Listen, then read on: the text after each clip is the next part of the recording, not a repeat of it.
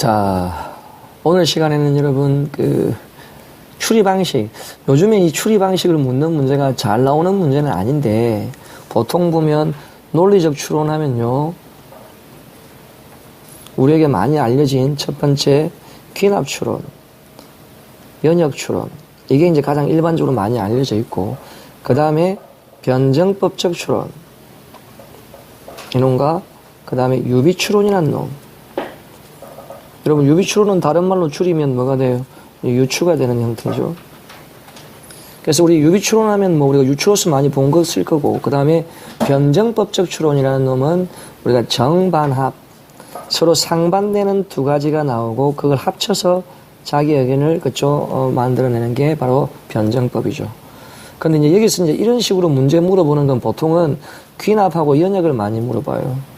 우리 수업할 때도 이렇게 여러분들한테 인지를 항상 시켜드리지만, 귀납하고 연역은 문제의 내용의 순서를 약간 바꾸거나, 그렇죠, 내용을 약간 꼬아놓으면 비슷해 보일지도 몰라요. 그런데 이제 이거는 내는 사람 입장에서 자칫 잘못 내면 위험성이 있는 문제라서 최근엔 잘 안 내기는 하는 문제입니다. 근데 이제 볼 때는 제가 항상 귀납하고 연역할 때는 결론을 먼저 찾는다. 결론을 찾지 못하고 잘못 찾았을 때는 이거는 무조건 답이 틀릴 가능성이 높다. 결론을 찾아놓고 1순위로, 그 다음에 이 결론이 이미 제시되어 있는 일반화된 사실 속에 왔느냐 아니면 사례조사에서 왔느냐, 그에 따라 달라지거든요. 결론이 여러 가지 사례조사에서 왔다, 그럼 이거는 귀납이죠. 근데 결론이 이미 일반화되어 있는, 일반화된 사실을 전제하고 왔다면 이건 연역이라고 봐야 되는 거죠. 그럼 이제 직접 연습을 해보면, 동풍이 불면 비가 오곤 했는데 동풍이 부니 비가 올 것이다.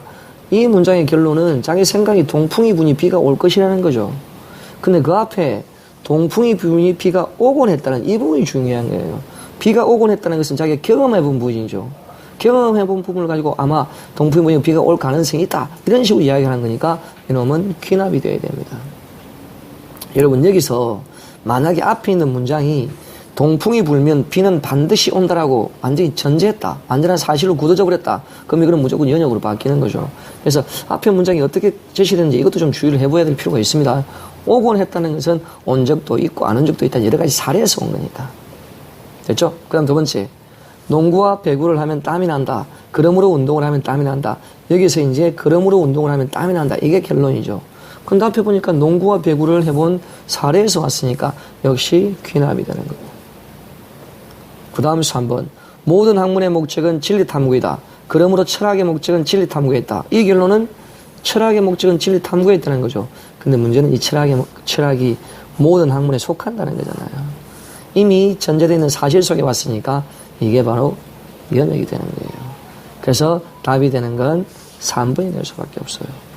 근데 4번 보면 이제, 날씬한 사람은 더위를 잘 견딜 것이다. 왜냐하면 민수와 수희가 모두 뚱뚱한 나무보다 추위를 잘 견디기 때문이다. 여기서는 여러분, 날씬한 사람은 더위를 잘 견딜 것이다, 이게 결론이죠. 결론 잘못 치면 완전히 반대가 되어버려요. 그런데 이놈은 민수하고 순이가 뚱뚱한데 남들보다 추위를 잘 견딘다는 경험 속에서 그걸 반대로 생각해 본 거죠. 경험한 사례에서 이렇게 왔다고 보니까 이거는 귀납이 되는 거예요. 답은 그래서 3번이 됩니다. 여러분, 연역하고 귀납은 일단 가장 먼저 찾아야 될 게 결론이 뭔지를 먼저 찾아놓고, 그게 이제 사례에서 왔느냐, 일반화된 이미 사실 전제 속에서 왔느냐, 그걸 찾는 겁니다. 아시겠습니까?